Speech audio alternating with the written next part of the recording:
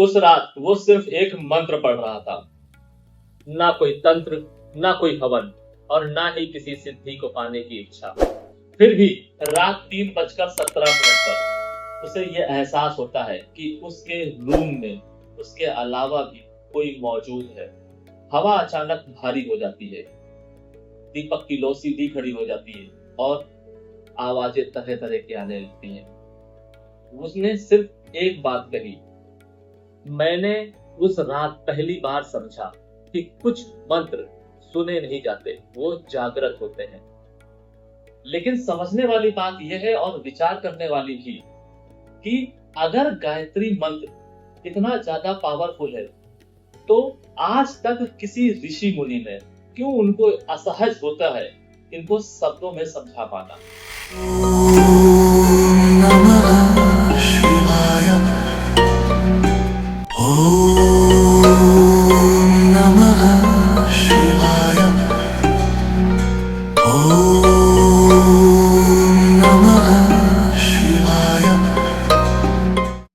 क्या कभी आपने ये नोटिस किया कि कुछ लोगों को थकान बहुत जल्दी हो जाती है, भले वो कोई भी काम दिन भर ना करें। वहीं कुछ लोग चाहे कुछ भी करें, उनके जीवन से इंथुसियाज्म खत्म होने का नाम ही नहीं लेता है।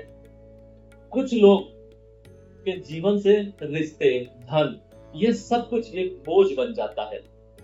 तो कहीं कुछ लोग ऐसे भी पाए जाते हैं जो मेहनत नहीं करते हैं, सब कुछ उनके जीवन में एक चमत्कार की तरह प्रकट होता है। लेकिन सोचने वाली बात यह है और जीवन में एक डर को जो खड़ा कर देता है लाकर आपकी दहलीज पर, वो ये है कि जब इंसान इन सारी चीजों का आदी हो जाता है, वो अंधेरा जो आपके जीवन में आता है डर का, वो अंधेरा जो आपके जीवन में आता है असफलता का, निराशा का, लोग उसको स्वीकार कर लेते हैं। ये स्वीकार करना आपके जीवन को धीरे धीरे भयावह बना देता है। क्यों? आपको ये लगने लगता है कि आपके जीवन में जो भी हो रहा है वो ईश्वर की मर्जी है। नहीं, वो ईश्वर की मर्जी नहीं है, वो आपका चुनाव है। और इसी चीज को दूर करने के लिए ऋषि मुनि ने हमारे लिए एक ऐसी वाइब्रेशन की खोज की जिससे हमारे अंदर के जो जोर देने वाली ध्वनि होती है, जो हमें परेशान करती है, जो हमें ओवर थिंकिंग की ओर ले जाती है और हमारी प्रोडक्टिविटी को कम करती है, उसकी खोज की, जिसे हम गायत्री मंत्र के नाम से जानते हैं। और इस दिन को जेठ गायत्री जयंती के नाम से पूजा जाता है। ये कोई साधारण देवी का जन्मोत्सव नहीं है, ये उस ऊर्जा का जन्मोत्सव है जिसे लोग भज के अपने जीवन को सकारात्मक दिशा देते हैं। हर इंसान के जीवन में दिशाहीन होने वाला दिन आता ही आता है। क्यों? क्योंकि जब हमारे निर्णय सही नहीं जाएंगे या आपने जाने अनजाने किसी के वशीभूत होकर कोई निर्णय लिया और वो निर्णय अगर आपके माध्यम से किसी का भी जीवन खराब कर रहा है, तो वो घूम फिरकर आपके पास आएगा। आपने ये सुना होगा कि हम जो देंगे यूनिवर्स को, यूनिवर्स हमें वो वापस करेगा। कभी कभी कुछ ऐसी चीजें होती हैं जो हम अनजाने में लोगों को दे देते हैं या उनका अनजाने में अनहित हो जाता है। अब वो अनजाने में किया गया अनहित भी हमारे रोड मैप को, हमारी डेस्टिनी को प्रभावित करता है। इसी दिशाहीनता को कम करने का कार्य करते हैं गायत्री मंत्र। गायत्री मंत्र को क्यों बोला जाता है कि इसको बहुत ही ध्यान से जपना चाहिए, बहुत ही सेंसिटिव है। वो इसीलिए बोला जाता है क्योंकि ये मंत्र आपकी इच्छा पूर्ति के लिए नहीं है, ये मंत्र है आपके भीतर से जो क्लटर है उसको हटाने का। अगर आप लालच के वशीभूत होकर इस मंत्र को चैंट करेंगे तो ये मंत्र गलत होगा ही होगा। अगर आप बदले की भावना के वशीभूत होकर ये मंत्र चैंट करेंगे तो भी ये गलत होगा। इस मंत्र को चैंट करने का सिर्फ एक विधान है। क्या है? आप इस मंत्र की वाइब्रेशन को फील कीजिए और फिर देखिए आपके द्वारा किया गया मात्र एक जाप, यानी कि आप एक बार गायत्री मंत्र का जाप करेंगे और वो जो ऊर्जा आपके बॉडी में कंटेन होगी और उससे जो परिवर्तन आएगा, उस परिवर्तन को आप महसूस कर पाएंगे। और वहीं अगर आप लालच या फिर रिवेंज या फिर अदर कोई चीज जो अभी आपकी इच्छा है उसके वशीभूत होकर गायत्री मंत्र का चैंट करेंगे तो फिर वो मंत्र गलत होगा ही होगा। इसीलिए गायत्री मंत्र को एक सेंसिटिव मंत्र की कैटेगरी में रखा गया है। कभी भी कहीं भी किसी भी शास्त्र में यह नहीं लिखा है कि गायत्री मंत्र के माध्यम से आप कोई वस्तु प्राप्त कर सकते हैं, अपनी इच्छा पूरी कर सकते हैं। नहीं, गायत्री मंत्र एक ऐसा मंत्र है जो साइंटिफिकली कार्य करता है हमारे जीवन में।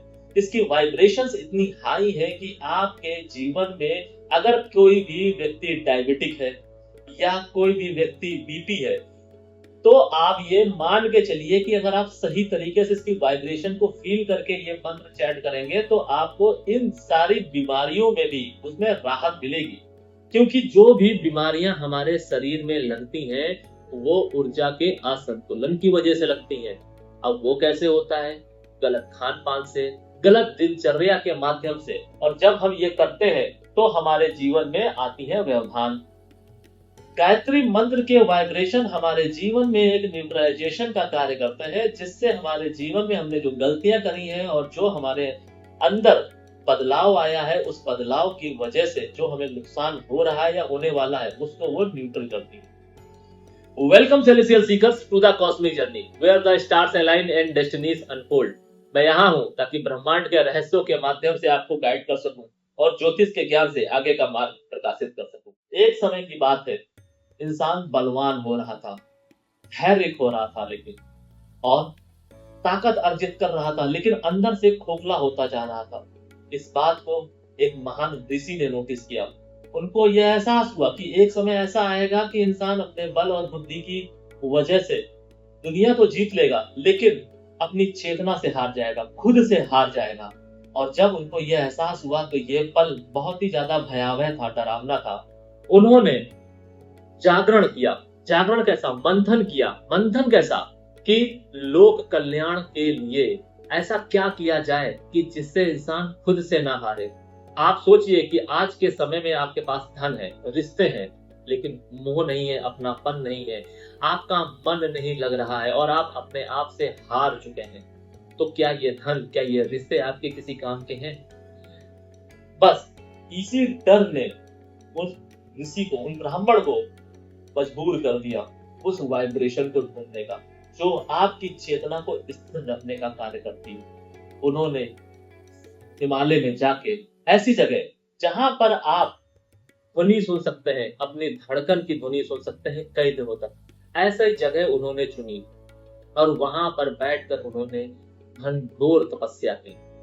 दिन बीते, महीने बीते, वर्ष बीते और एक समय आया जब उनके भीतर की अशांति ने शांति स्थापित की, यानी कि उनके भीतर जो शोर था वो खत्म हो गया, एक शांति आ गई। और उसके बाद जो ऊर्जा ने जन्म लिया, उस ऊर्जा के माध्यम से एक गूंज हुई और उस गूंज से उत्पन्न हुआ एक मंत्र।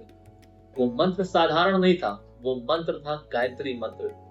और इसी वजह से गायत्री देवी को जाना जाने लगा। ध्यान रखिए कि गायत्री मंत्र साधारण नहीं है और गायत्री माता को इसीलिए वेद माता कहा जाता है क्योंकि ये मंत्र वाइब्रेशंस के लिए जाना जाता है। सेंसिटिव मंत्र ये इसीलिए क्योंकि जब तक आपके अंदर ये वाइब्रेशन अलाइन नहीं होगी तब तक आपके जीवन में वो अलाइनमेंट स्थापित नहीं होगा जब आप जो पाना चाहते हैं उसको आप संभाल सकें।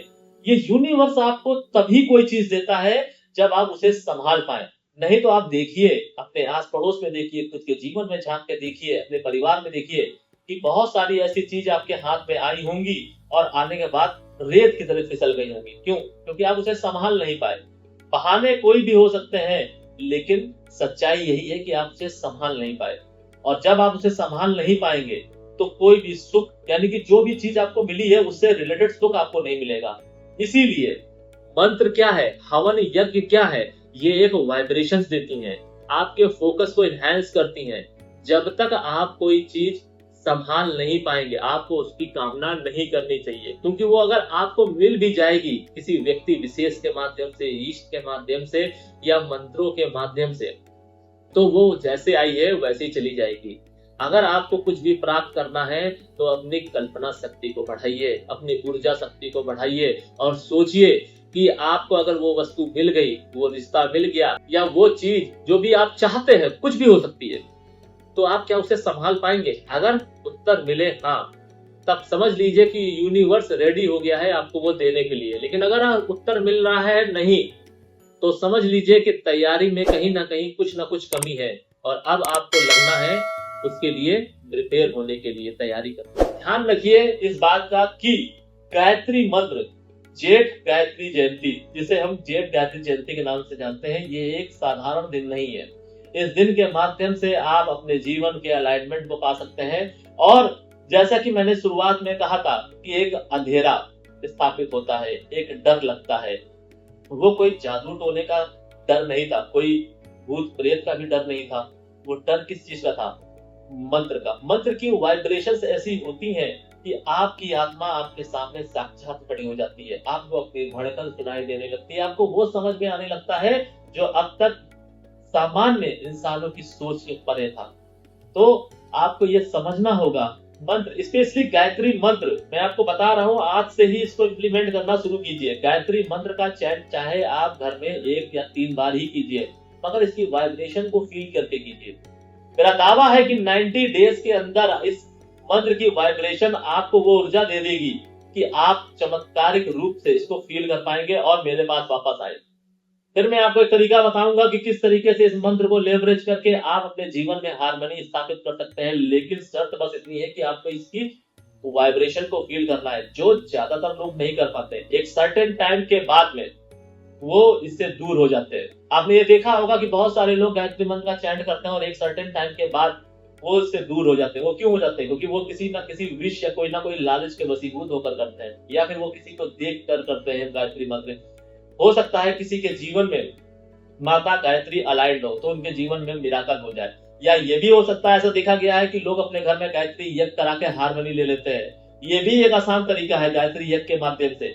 लेकिन गायत्री यज्ञ से नुकसान क्या है? नुकसान यह है कि इंसान खुद से दूर हो जाता है। उसको धन वैभव तो मिल जाता है, रिश्ते भी मिल जाते हैं, लेकिन उनके जीवन में सब कुछ होते हुए भी एक कमी आती है। अगर आपके जीवन में गायत्री यज्ञ के माध्यम से हार्मनी आई है, धन वैभव रिश्ते आए हैं, आपके पुत्र पुत्रियों का विवाह हुआ है, संतान हुई है, आज के समय में आपका समाज में एक रुतबा है, आपके परिवार में एक रुतबा है, धन सारो शौकत है, लेकिन फिर भी आप नोटिस करिएगा आपके घर में एक अधूरापन होगा, आपके घर में रौनक नहीं होगी। बच्चे होंगे, साज सज्जा का सारा सामान होगा, सब कुछ होगा, लेकिन रौनक नहीं होगी, अशांति जैसा कुछ माहौल होगा, लगेगा कुछ तो इनकम्प्लीट है। मगर क्या आप अपने आप को आध्यात्मिकता की ओर खींच कर ले जाएंगे? आप किसी ना किसी ऐसे कार्यों में इंडल्ज हो जाएंगे जो आपको उस तरफ ध्यान ले जाने ना दे। लेकिन सच से भागा नहीं जा सकता है।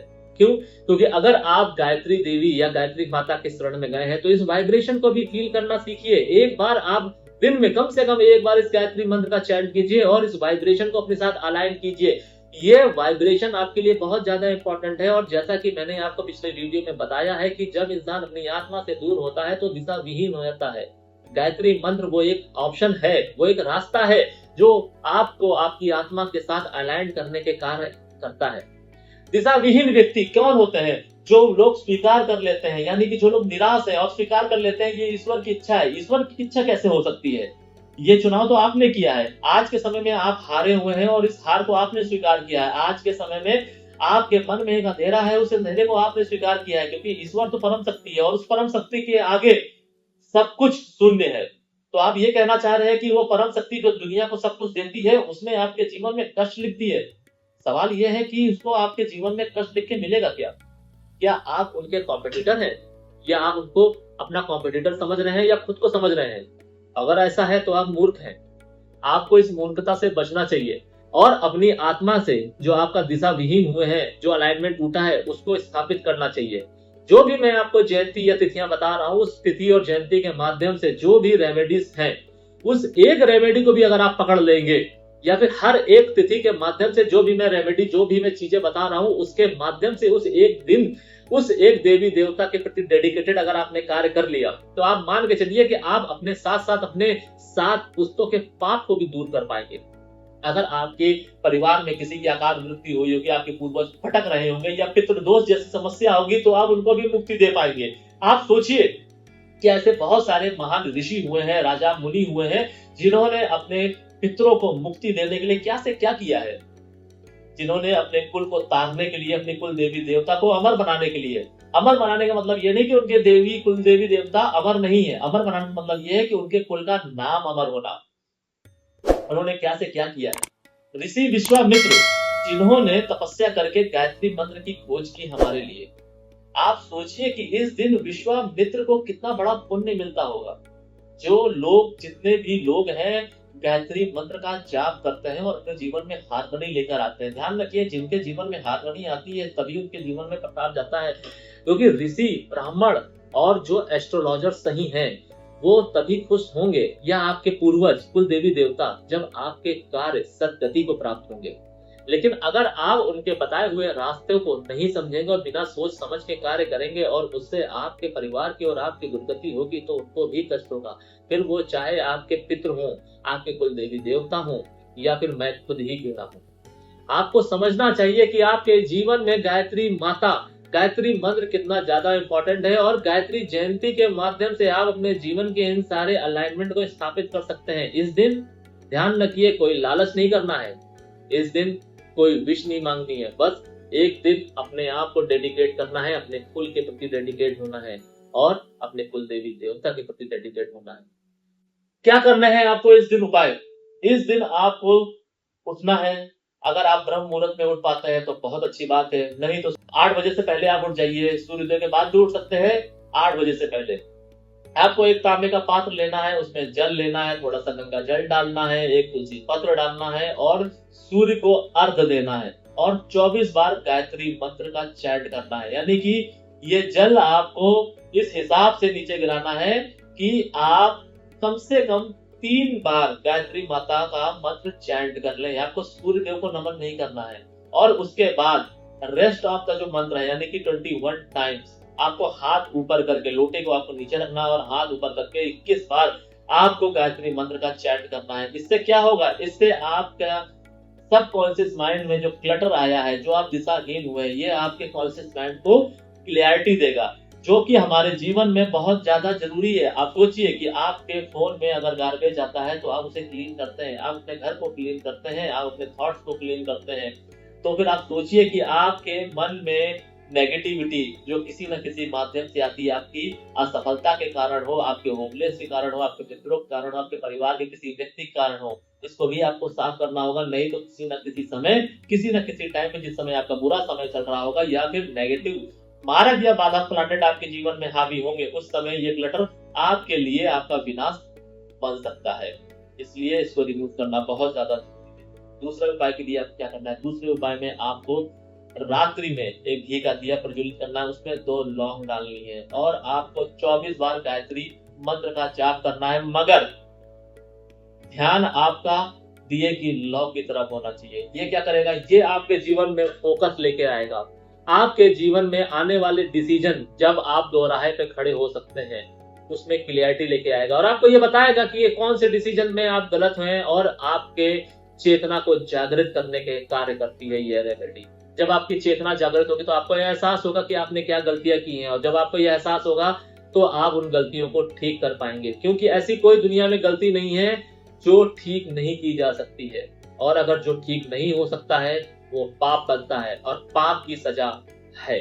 शास्त्र पढ़िए, क्योंकि हर एक पाप की एक सजा बनाई गई है। इसीलिए सही समय पर जागिए। गलती इंसान से होती है, इंसान गलतियों का पुतला है, लेकिन उन गलतियों से सीखिए, अपने अनुभव को बढ़ाइए और उन गलतियों को ठीक करने की कोशिश कीजिए।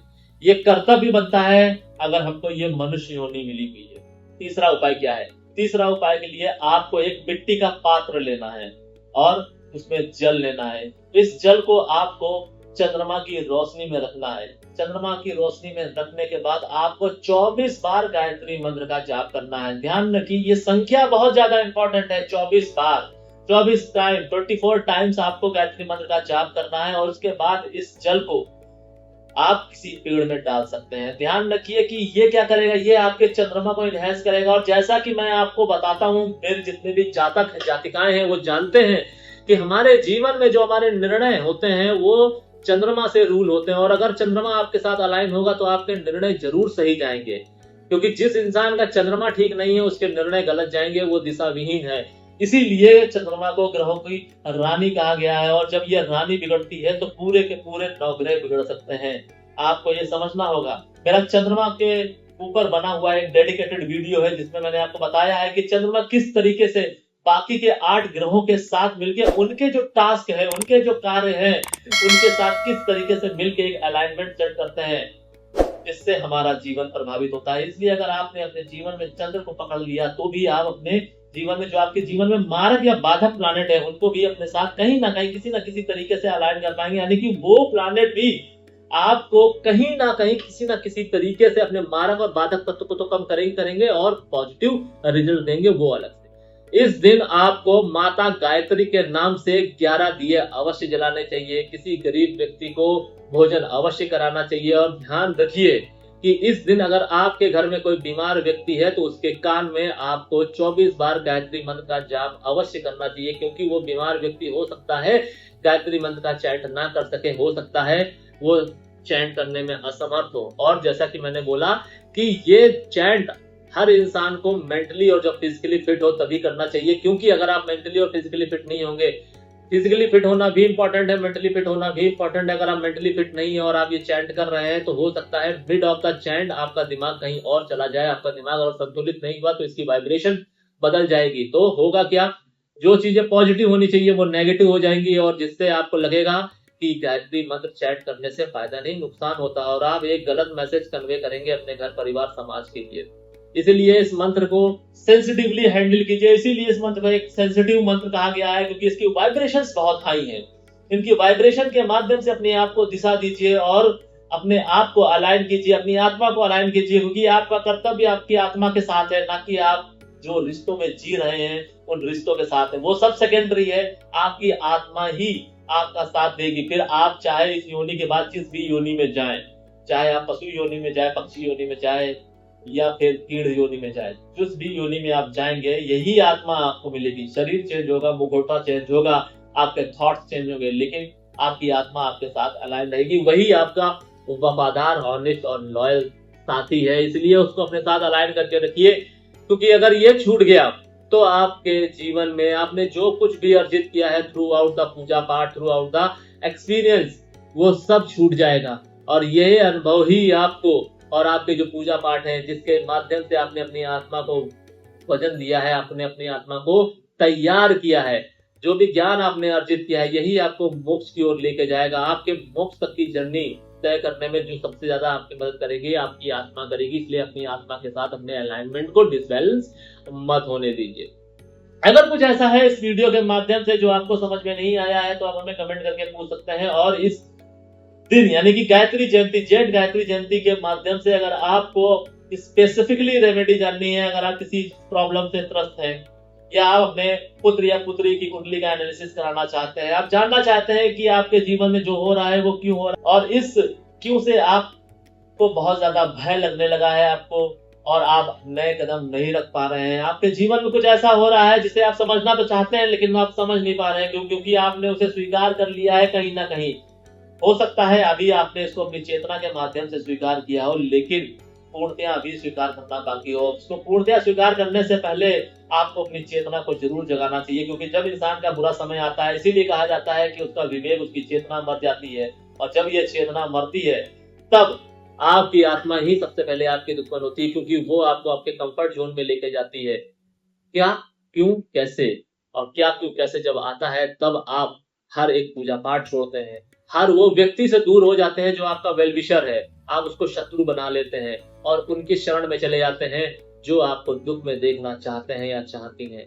उनके शरण में चले जाते हैं जिनको शायद आपको दुख में देखकर मजा आ रहा है और आप उनके लिए सिर्फ एक ताली बजाने के माध्यम बन जाते हैं। तो इससे बचने की आपको आवश्यकता है। आपको खिलौना नहीं बनना है, आपको अपने आत्मा के साथ अलाइनमेंट स्थापित करके मोक्ष की ओर अग्रसर होना है।